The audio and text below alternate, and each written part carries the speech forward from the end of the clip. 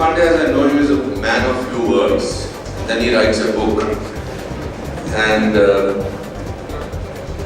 I worked with, as he said, let me correct you again, it's 481 films, not 470. So, but I've known Neeraj for the last 5-6 years now. And he's a young man. He manages to automatically respect him for the kind of work that he does, for the kind of work that he makes you do. If I have to list 10 best films of my career, 2 of them belong to him, Wednesday and Chaplis.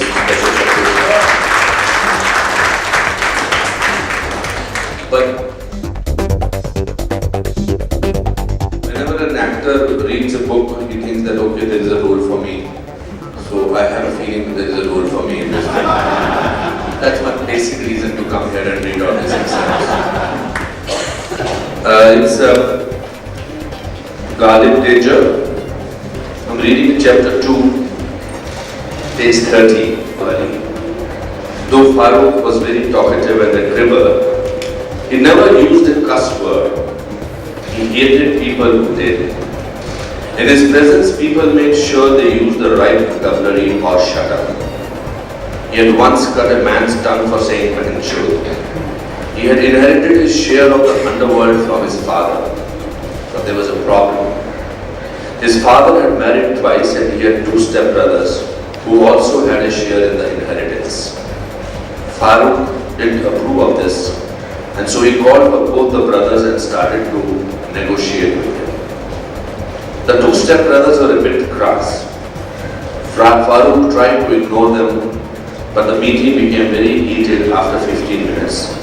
And Farooq shot and killed both the brothers, and then went on to their house and killed their mother and the elder one's wife. The younger one's wife was spared because Farooq had always liked her.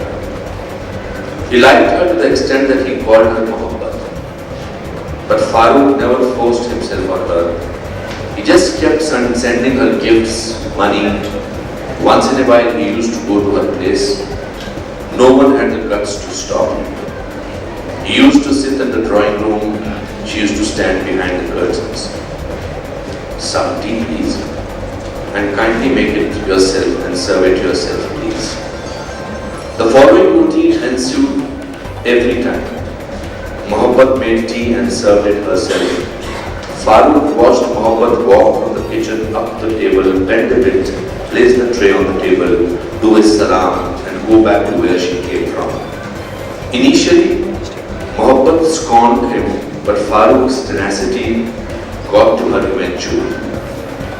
Mohabbat was a study in curves, a glimpse of skin here and there, and Farooq used to look like a robbed bank. There was no physical contact at all during these meetings, but if you were in the room, your completely trained phone would charge in a second.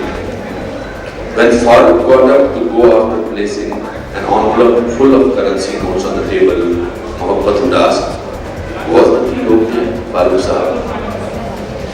He said, "I feel intoxicated. You are generous, Salam." But after 8 years and more than a few thousand cups of tea, fate smiled on Farooq. While serving tea that evening, Mohabbat asked him to wait for dinner.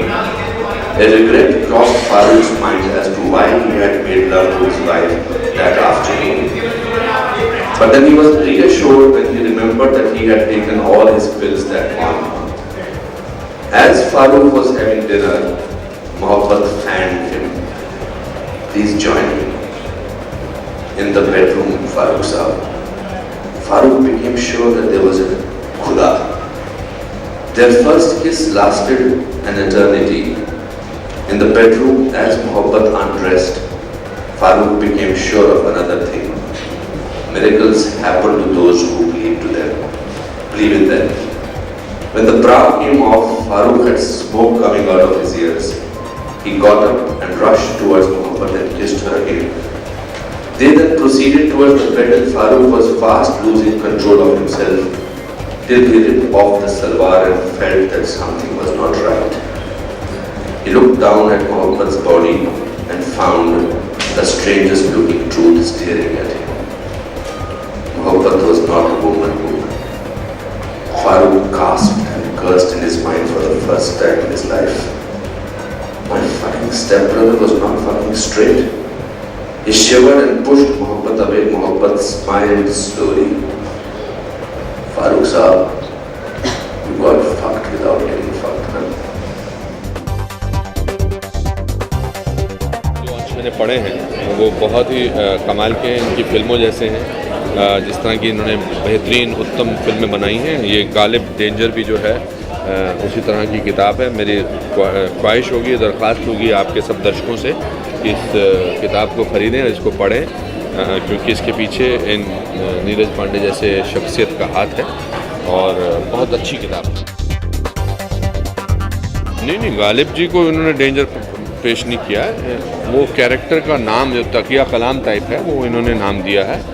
और गालिब साहब की जो शायरी है वो आप ले लें उसको, तो वो बम्बईया लैंग्वेज में कहा तो बड़ी डेंजर शायरी है, बहुत खूबसूरत शायरी है, बहुत दिल को छूने वाली शायरी है। और ये किताब भी जो है वो दिल को ही छूती है। धन्यवाद, नमस्कार।